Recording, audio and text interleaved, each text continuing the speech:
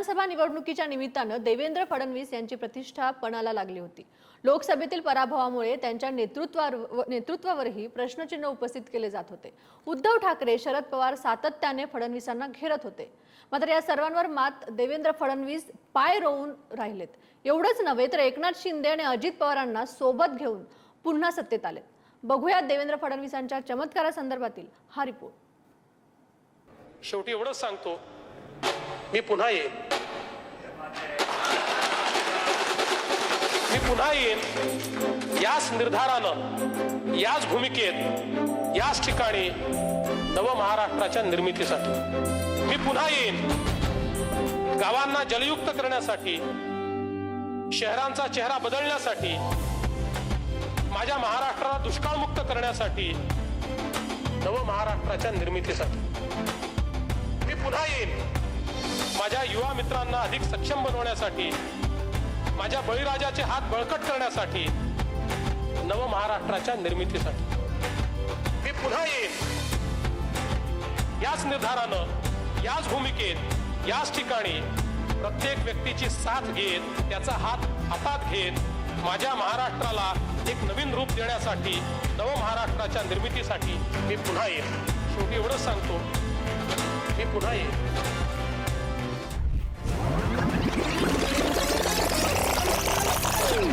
5 वर्षांपूर्वी दिलेली मी पुन्हा येईल ही घोषणा देवेंद्र फडणवीसांनी एक हाती सत्यात उतरवून दाखवली। विधानसभा निवडणुकीत महायुतीच्या विजयाची लाट उसळली। या विजयात सर्वाधिक स्ट्राईक रेट मारलाय तो भाजपानं। त्यामुळे देवेंद्र फडणवीस मुख्यमंत्री पदाचे दावेदार असणार आहेत। फडणवीसांच्या नेतृत्वात भाजपाचा स्ट्राईक रेट 2014 47%, 2019 64% आणि 2024 84%।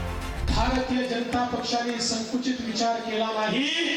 आमचे सगळे प्रवासी कार्यकर्ते देखील केवळ भाजपच्या जागांवर काम करत नव्हते, तर आमच्या मित्र पक्षांच्या जागांवरही तेवढ्याच ताकदीनं आम्ही काम केलं। कारण ती शिवसेना ही आमची आणि ती राष्ट्रवादी आमची होती आणि आमची आठवले गटही आमचा होता। त्यामुळे हे सगळं समजून त्यांच्या जागांवर भारतीय जनता पार्टी पूर्णपणे सक्रिय होती आणि म्हणून हा विजय। महाराष्ट्राचे लोकनेते, आमच्या लाडक्या बहिणीचे देवाभाऊ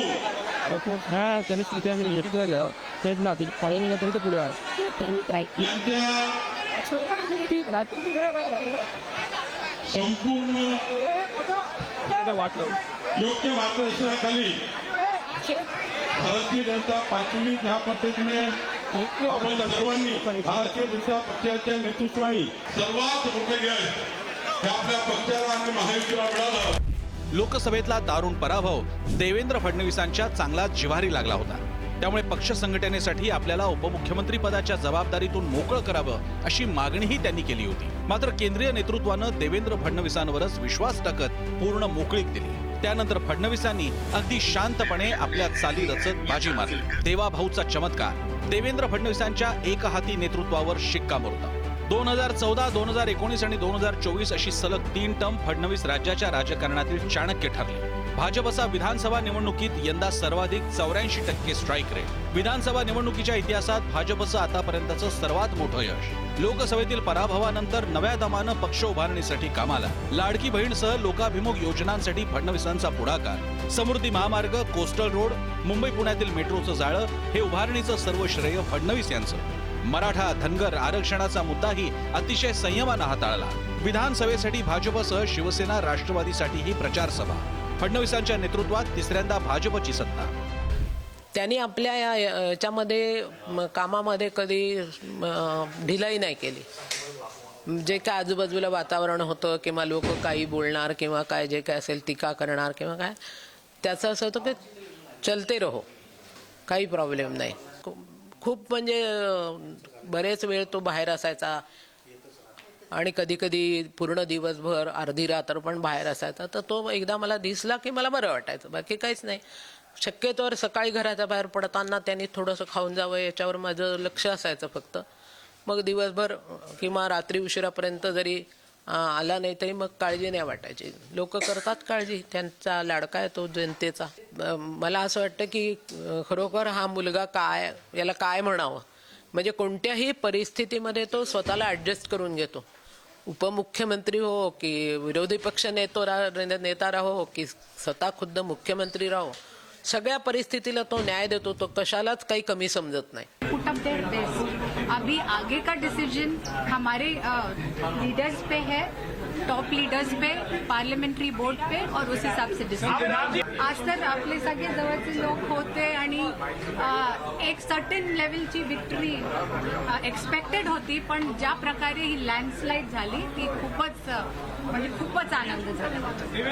बहुत टफ था, 24 घंटे कम पड़ रहे थे, और मैं भी नागपुर कॉन्स्टिट्यूएंसी में कांस्टेंट थी, सब कार्यकर्ताओं के साथ थी, तो बहुत खुशी है कि हर जगह बहुत अच्छे रिजल्ट आए. खरं तर 2019 मध्येही भाजपा शिवसेना युतीनं बहुमत मिळवलं होतं. उद्धव ठाकरेंनी मुख्यमंत्री पदावरून फारकत घेतल्यानं सर्वात मोठा ठरलेल्या भाजपला सत्तेपासून दूर राहावं लागलं. शरद पवारांच्या खेळीमुळे महाविकास आघाडीचा जन्म झाला. मात्र 2022 मध्ये एकनाथ शिंदेंनी केलेलं बंड भाजपच्या पथ्यावर पडलं. 2.5 वर्षांपूर्वी शिंदेंच्या साथीनं देवेंद्र फडणवीसांनी 2024 साठी सत्तेत येण्याचा पाया रचला. आक्रमक उद्धव ठाकरे कसलेले पैलवान शरद पवारांना धोबी पछाड देत विजयाचा कळस देवेंद्र फडणवीसांनी उभा केला असं म्हटलं तर वावगं ठरणार नाही. मी एक कविता म्हटली होती, मी पुन्हा येईल.